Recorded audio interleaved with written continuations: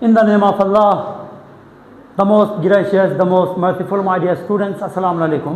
Chemistry के अंदर chemistry की बुनियाद, केमिस्ट्री की बेसिक चीज़ें, अगर आप इन चीज़ों को नहीं समझेंगे आगे काफ़ी मुश्किलात आ सकती हैं। क्योंकि देखो, हर चीज़ एक छोटी चीज़ से बनी हुई होती है, ठीक है।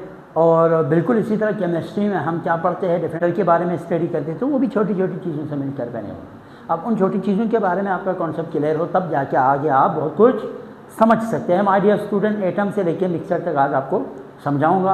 आइए स्टूडेंट्स, मैटर से स्टार्ट करते हैं चीज़ों को समझना। सबसे पहले हमारे पास मैटर है। मैटर तो आसान है। देखो, एनीथिंग, कोई भी चीज़ डेड हैज़ मास, जिसका वज़न हो, ठीक है, एंड ऑक्यूपाइज स्पेस, और जगह घेरते हो, ठीक है। इसका कोई ना कोई वज़न है और कहीं रखेंगे तो ये जगह घेरेंगे, तो इस कॉल मैटर। आप उसको क्या बोलते हैं? मैटर। एग्जाम्पल में क्या है? Solid, liquid and gas. ये आपके पास क्या है? मैटर, ठीक है। 3 स्टेट है, 3 हालतें हैं जो आम तौर पर हम डिस्कस करते हैं। लेकिन मैटर की चौथी स्टेट के बारे में अगर आपसे पूछा जाए तो वो क्या है? प्लाज्मा। प्लाज्मा को ख्याल किया जाता है, plasma is also considered as 4th stage of matter. Matter की चौथी हालत, ठीक है। वैसे तो ओवरऑल जनरल 3 हालतें हैं। मैटर 3 हालतों में पाए जाते हैं, सॉलिड, लिक्विड एंड गैस। आग, पानी, हवा, मिट्टी। अरिस्टोटल के दौर में मैटर ये कंसिडर किया जाता था। अरिस्टोटल के दौर में लोग मैटर बोलते थे, आग, पानी, हवा, मिट्टी, ये मैटर है बोलते थे, ठीक है। लेकिन रिसेंटली मैटर में ये 3 हालतें पाई जाती है। बाद में एडवांसमेंट होते गए, रिसर्च होते गए। अब हम आएंगे, ये फ़र्ज़ कर ले एक मैटर है कि ये एक सॉलिड मास है, वुड का बनाओ, लकड़ी का बनाओ, ये मैटर है। अब ये भी क्या किससे बने होंगे? छोटे छोटे यूनिट से मिलकर बने होंगे। ये देखो, बहुत सारे यूनिट से मिलकर ये क्या बना हुआ होगा। इस छोटे यूनिट को आप क्या बोलेंगे? एटम। मैटर जिस यूनिट से मिलकर बनते हैं उसको क्या बोलेंगे? इंसान भी सेल से मिलकर बना हुआ है ना, तो हर चीज़, ये पूरा बिल्डिंग ब्रिक से बना हुआ, ब्लॉक से बना हुआ, तो मैटर जिससे बना हुआ उसको आप क्या बोलेंगे? एटम। तो matter is made up of smallest particle, छोटे छोटे पार्टिकल से मिलकर बने हुए थे, which are known as atom, जिससे क्या कहा जाता है? एटम कहते हैं। फिर हम आते हैं मॉलिक्यूल्स। एटम आपस में मिलेंगे, ठीक है, तो मॉलिक्यूल बनाएंगे। A molecule is the smallest particle. Molecule the smallest particle है इन ए केमिकल एलिमेंट, किसी भी एलिमेंट के अंदर, और कंपाउंड या किसी भी कंपाउंड में, किसी कंपाउंड और केमिकल के अंदर मॉलिक्यूल क्या है? स्मॉलेस्ट पार्टिकल है। Dead has the chemical properties of that element या कंपाउंड। फर्स्ट पहले ये गिलास है, इसके अंदर पानी है। क्या है? पानी है।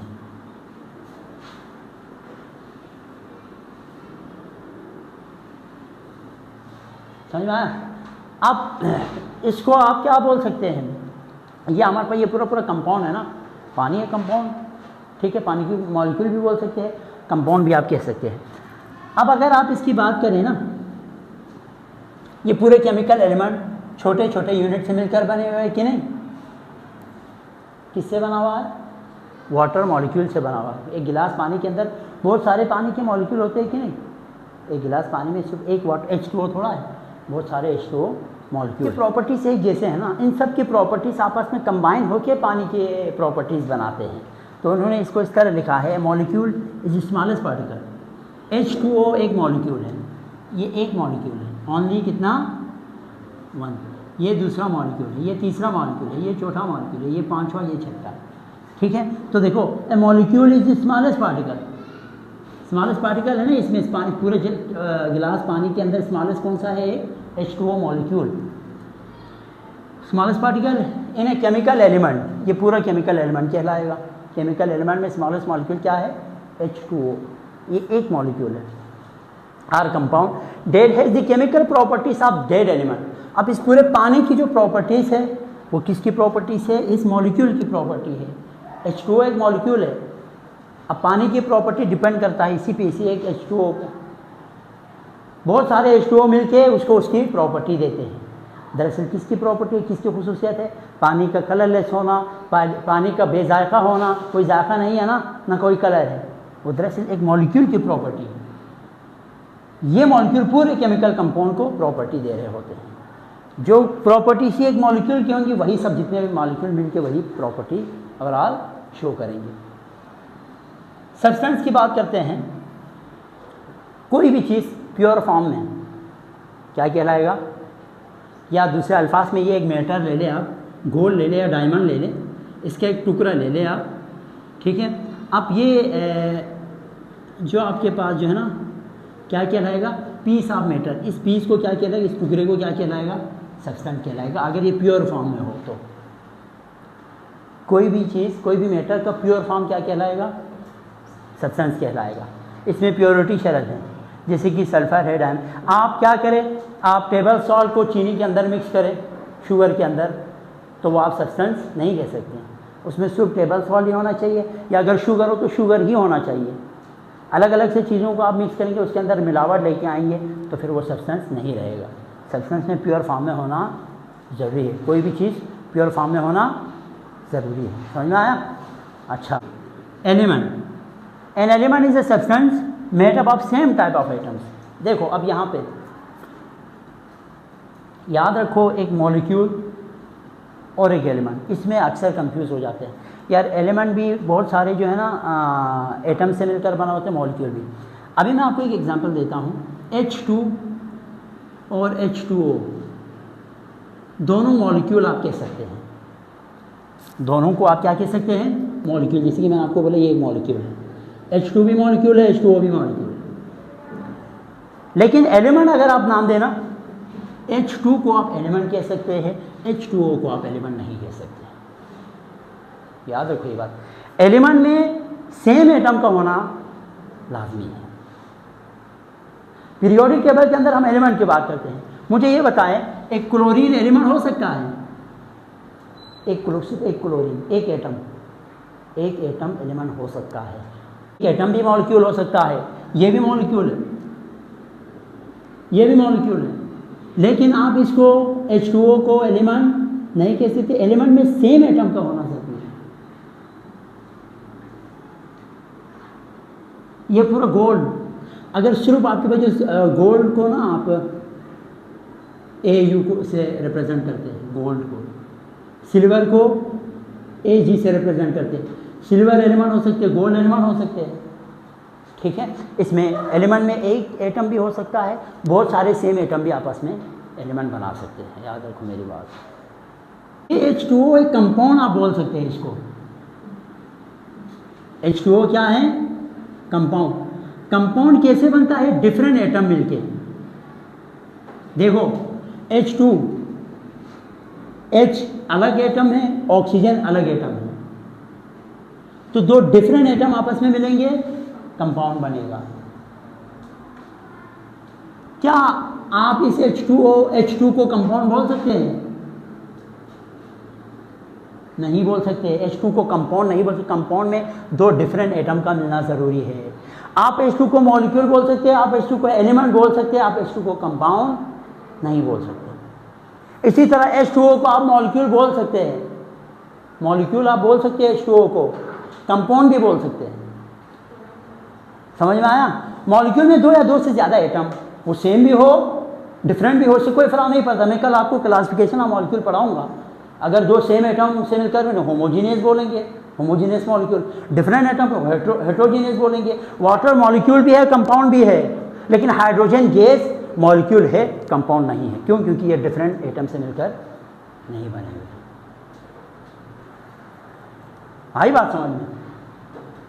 एलिमेंट भी हो गया भाई। An element is a substance made up of same type of atoms. मैंने आपको बोला हुआ है सेम टाइप ऑफ एटम से मिलकर बनी हो तो एलिमेंट कहलाएगा। Valency, combining power of an atom. अब याद रखिए, देखो जितने भी पीरियोडिक टेबल में फर्स्ट ग्रुप है ना, फर्स्ट ग्रुप कौन सा है? हा, ली, ने, की, रब, शे, फरियाद, ये सारा फर्स्ट ग्रुप है। इनकी जो कंबाइनिंग पावर है ना, इनकी वैलेंसी क्या है? +1 है। यानी ये एक इलेक्ट्रॉन दे के कंबाइन होंगे, तो इनकी कंबाइनिंग पावर एक इलेक्ट्रॉन दे के होने को है, यानी सिर्फ एक इलेक्ट्रॉन दे के ही कंबाइन हो सकते हैं। इस वजह से इनकी वैलेंसी, सबकी वैलेंसी +1। इसी तरह सेकंड की ग्रुप की बात करें तो बेटा मांगे कार स्कूटर बाप राजी, या भीम का सर बाड़ा, या बेटा मांगे कार स्कूटर बाप राजी, इन सब का +2 है। ये 2 इलेक्ट्रॉन दे सकते हैं और बॉन्ड बना सकते हैं। इलेक्ट्रॉन दे के किसी दूसरे के साथ बॉन्ड बनाने की कैपेसिटी को कहा जाता है क्या? वैलेंसी। अब सिर्फ देना ज़रूरी नहीं है, लेना भी होता है इसमें। जैसे कि ऑक्सीजन फैमिली में अगर आप देखें, ठीक है, और सलमा सिलेगी तेरी पॉकेट,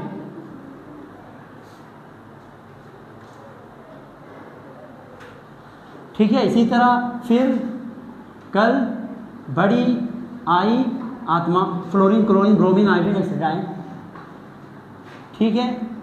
अब इन दोनों की देखें तो इसकी -1 है वैलेंसी, क्योंकि ये एक इलेक्ट्रॉन ले सकते हैं। और ऑक्सीजन फैमिली की जो है ना वो क्या है? -2 है, -2 इलेक्ट्रॉन ले सकते हैं। लेने से माइनस चार्ज आता है, देने से प्लस। तो ये इनके जो कंबाइनिंग पावर है वो क्या हो जाएगा? इसका क्या कहलाएगा? वैलेंसी कहलाएगा। जितना इलेक्ट्रॉन आप देंगे उसकी उतनी वैलेंसी होंगी बस। तो इसी वजह से यहाँ का combining power of an element with other element इसका वैलेंसी। केमिकल फार्मूला, ये समझ में आया यहाँ तक? Chemical formula represent the symbol of element. किसी भी एलिमेंट को हम सिंबल से रिप्रेजेंट करते हैं, जैसे कि सोडियम एक एलिमेंट है, Na से रिप्रेजेंट करते हैं, ठीक है। अब एक केमिकल फार्मूला बनने जा रहा है। एन रेशो, अच्छा, सिंबल ऑफ एलिमेंट्स, एक एलिमेंट सोडियम, एक दूसरा क्लोरीन, ठीक है। ये दोनों आपस में एक फिक्स रेशो में मिलेंगे। And elements and ratio of elements to one another, एक दूसरे के साथ रेशो इसका 1 और 1 है, 1:1। तो ये कंपाउंड बनाएगा। इस कंपाउंड को एक फार्मूले से रिप्रेजेंट करेंगे, उस फार्मूले को क्या बोलते हैं? Chemical formula. तो देखो, chemical formula of water in glucose H2O और C6H12O6, यानी ग्लूकोज को रिप्रेजेंट करेंगे आप उसके सिंबल से, उसके एलिमेंट के सिंबल से। तो उस सिंबल को क्या कहा जाता है? उसके रेशो के साथ उस सिंबल, और इसको इस तरह रिप्रेजेंट करने को उसका क्या कहलाएगा? ये उसका क्या कहलाएगा? ये सॉल्ट का क्या है? Chemical formula. ग्लूकोज का केमिकल फार्मूला ये है, और पानी का केमिकल फार्मूला ये। अगर आप प्यासे हों, यहाँ H2O लिखा हुआ है और यहाँ वाटर लिखा हुआ है, आप प्यासे हैं यहाँ पे, आप कहाँ जाएंगे? नहीं, ये ज़्यादा डिस्टेंस पे है ना, आप मरने के करीब है। कहाँ है? H2O की तरफ देंगे, सेम है, बस वाटर को केमिकली रिप्रेजेंट किया हुआ है। तो पढ़े लिखे होने का इतना तो फ़ायदा होना चाहिए ना यार भाई। यहाँ पे H2O इसका मतलब ये भी पानी ही है, केमिकल फार्मूले से, यानी केमिकल फार्मूले से इसको रिप्रेजेंट किया हुआ है। तो कोई भी चीज़ एक सिंबल से रिप्रेजेंट करते हैं, उसके एलिमेंट के सिंबल से रिप्रेजेंट करने को क्या कहा जाता है? Chemical formula. कंपाउंड, जैसे कि मैंने डिटेल से आपको बता दिया, अगर 2 डिफरेंट एटम आपस में मिल के कोई चीज़ बनाएं तो कंपाउंड कहलाएगा। जैसे कि H2O, जैसे कि CO2, कार्बन डाइऑक्साइड क्या है? एक कंपाउंड है, मॉलिक्यूल भी है, और हाँ, NaCl क्या है? एक कंपाउंड है। डिफरेंट एटम आपस में मिलके जो बनाते हैं वो कंपाउंड। मिक्सचर, जब 2 एटम आपस में मिल जाए, मिक्सचर को तरह, जब देखो एक और कंपाउंड में केमिकली मिल जाते हैं, आपस में केमिकल बॉन्ड बनाते हैं, लेकिन मिक्सचर में केमिकल बॉन्डिंग नहीं होते, ऐसे ही मिक्स हो जाते हैं। जैसे कि मैं आपको एग्जांपल देता हूँ, थोड़ा मिट्टी ले ले, थोड़ा आयरन ले ले, आपस में मिक्स करें, अलग कर सकते हैं आप इसको। क्यों? क्योंकि वो मिक्सचर है, कंपाउंड नहीं है, क्योंकि वो फिजिकली कंबाइन हुआ है। यहाँ पे लिखा हुआ होगा व्हेन 2 और मोर देन 2 एलिमेंट्स, 2 एलिमेंट आपस में या 2 कंपाउंड फिजिकली कंबाइन हो जाए। फिजिकली से मुराद ये है कि आपस में कोई केमिकल रिएक्शन ना करें, केमिकल बॉन्डिंग ना बनाए। तो इस तरह मिक्स होने को आप जो वो बनाते हैं, सैलेड बोलते हैं ना आप, तो वो क्या है? सैलेड क्या है? मिक्सचर है। कोई फिर आप अलग कर सकते हो उसको, चाहे चीनी और उसको मिट्टी को आप मिलाएं, मिक्सचर है। केमिकली एक दूसरे को बॉन्डिंग तो नहीं होते ना, अगर बॉन्डिंग हो जाए तो वो क्या कहलाएगा? Compound. My dear students, important definition से आप